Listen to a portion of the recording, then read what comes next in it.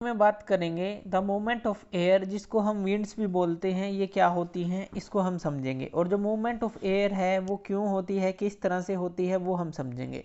पहले कुछ एग्जांपल्स ले लेते हैं।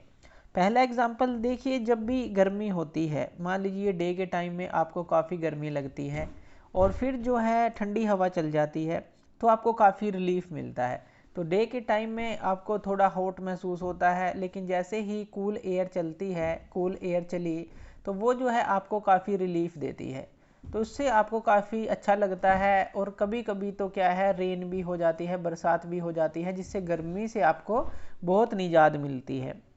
अब देखिए यहाँ पे हमने तीन फिनोमिना डिस्कस किए। एक तो डे के टाइम में जो हॉट एयर चल रही है, उसके बाद कूल एयर चली, और उसके बाद जो है रेन, जो है रेन होती है, तो उसके बारे में डिस्कस किया कि रेन होती है।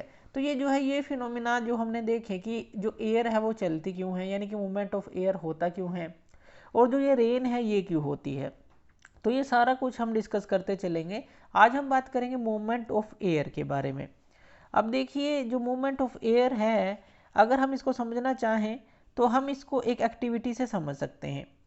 अब इस एक्टिविटी से, मूवमेंट ऑफ एयर को, एक एक्टिविटी लेते हैं। एक एक्टिविटी हम एक इस तरह की एक कीप लेते हैं, इस तरह का एक कंटेनर कह लीजिए, आप इस तरह का ले सकते हैं, आपको केमिस्ट्री लैब में ये मिल जाएगा। और इसके अंदर आपको एक कैंडल रख देनी है। तो एक बीकर ली और उसके अंदर आपने एक कैंडल रख दी, और इस कैंडल को आपने बर्न कर देना है। तो आपने इसको बर्न कर दिया, ऐसे आपने इसको बर्न कर दिया। तो यहाँ पे ये क्या है, कैंडल है, यानी कि मोमबत्ती है। और यहाँ पे आपने ले ली एक बीकर, इस तरह की एक बीकर ले लिया, कंटेनर कुछ भी बोल लीजिए, ये ले लिए, इसको आपने बर्न कर लिया, ये इसकी लो है। अब आपने क्या करना है, एक अगरबत्ती लेनी है। अगरबत्ती ली आपने और यहाँ उसको भी बर्न कर लिया। अब उसमें से क्या है, स्मोक पैदा होगा जो अगरबत्ती होगी। तो ये क्या है, इंटेंस स्टिक आप इसको बोलते हैं, इंसेंस स्टिक जो है। तो ये जो है आपकी इंसेंस स्टिक हो गई, यानी कि जो अगरबत्ती की स्टिक है वो आपने ले ली। तो उसको, अब इसके अंदर से जो ये धुआं चल रहा है, क्योंकि आपने ये बर्न कर रखी है, और इससे जो धुआं चल रहा है जैसे धूप बत्ती में से निकलता है, वही है ये।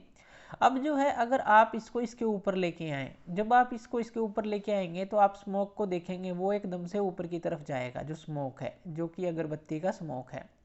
लेकिन अगर आप इस अगरबत्ती को यहाँ पर लेके आते हैं, यानी कि मान लीजिए आप इस अगरबत्ती को यहाँ पे रख देते हैं इस तरह से, और यहाँ से जो स्मोक है फिर वो बिखरता आपको दिखाई देगा। ऐसा क्यों होगा, और फिर बिखर कर वो ऊपर जाता दिखाई देगा, ऐसा क्यों होता है? देखिए, ये होता है कन्वेक्शन करंट के कारण। यहाँ पे हमें एक टर्म समझनी है जो कि है कन्वेक्शन करंट। कन्वेक्शन करंट क्या होता है? अब कन्वेक्शन करंट का सीधा मतलब क्या है, एयर जब गर्म होती है तो वो जो है राइज करती है, ऊपर की तरफ जाती है, और एयर जब ठंडी होती है तो वो जो है नीचे की तरफ जाती है, यानी कि वो बिलो की तरफ जाती है। इसको ध्यान से समझिए। अब ठंडी एयर है, अब देखिए मान लीजिए एयर गर्म है, वो ऊपर की तरफ जा रही है, तो एयर यहाँ पे जा रही है, तभी जो है ठंडी एयर इसकी जगह लेने आ जाएगी। तो यहाँ तो आ जाएगी कोल्ड एयर, और ये जो ऊपर की तरफ जाएगी ये जाएगी हॉट एयर। अब यहाँ पे क्या होता है, जैसे ही हॉट एयर ऊपर जाती है तो यहाँ पर जो है लो प्रेशर हो जाता है, लो प्रेशर बन जाता है जैसे ही एयर ऊपर की तरफ जाती है। तो इस प्रेशर को, जो हाई प्रेशर वाली एयर है वो जो है कंपनसेट करने के लिए आ जाती है, यानी कि हाई प्रेशर से लो प्रेशर की तरफ कोई भी चीज़ फ्लो करती है, तो ये एयर जो हुई गर्म होकर ऊपर चली गई, लो प्रेशर रीजन बन गया, और यहाँ से कोल्ड एयर ने इसकी जगह ले ली। तो इस तरह से ये जो सर्कल है इसको हम कन्वेक्शन करंट बोलते हैं, कि हॉट एयर का राइज हो जाना और कोल्ड एयर की उसकी जगह ले लेना। इन्हीं कारण से क्या होता है, ये जो एयर है वो मूवमेंट करती है। ये हमने समझा कि कन्वेक्शन करंट के कारण मूवमेंट करती है। एक्टिविटी करके देखिए, इस तरह की कोई भी एक्टिविटी कर सकते हैं आप। कोई भी चीज़ के अगर आप इसके ऊपर भी लगाएंगे, हल्का सा पंखा ले लें छोटा सा, और इसके ऊपर लगाएंगे तो वो घूमना स्टार्ट कर देगा हल्का हल्का। क्यों? क्योंकि एयर जो है ऊपर की तरफ जाएगी, हॉट एयर, तो इसीलिए वो जो है उसके ऊपर लगती है और उसको वो घुमाने की भी कोशिश करती है। और जो कूल एयर है वो नीचे की तरफ जाती है, कूल एयर नीचे जाती रहेगी, हॉट एयर ऊपर जाती रहेगी। तो इस एक्टिविटी से हम ये समझे, और कन्वेक्शन करंट हमने समझा। अब इसी तरह से जो है हम तो एक और एक्टिविटी ले लेते हैं। दूसरी एक्टिविटी जो है वो हम ले लेते हैं सैंड और वाटर के सरफेस की। एक सैंड का सरफेस लिया हमने और दूसरा हम सरफेस ले लेते हैं वाटर का सरफेस। अब देखिए एक चीज़ आपको याद रखनी है, जो हमने पहले भी बात की थी, एक तरफ सैंड है और एक तरफ वाटर है। सैंड का जो सरफेस है बहुत ही जल्दी फास्टर हीटिंग करता है और फास्टर ही कूलिंग करता है एज कंपेयर टू वाटर। ये हमें ध्यान रखना है। वाटर की हाई स्पेसिफिक हीट कैपेसिटी होती है, तो इसलिए हमें ज़्यादा हीट की ज़रूरत पड़ती है इसको गर्म करने के लिए, इसके सरफेस को। ये हम पहले डिस्कस कर चुके हैं। तो सैंड का सरफेस क्या है, एक बार हम दोबारा लिख देते हैं यहाँ। ये फास्टर करता है कूलिंग और फास्टर करता है हीटिंग, दोनों ही चीज़ें इसमें फास्टर होती हैं एज कंपेयर टू वाटर।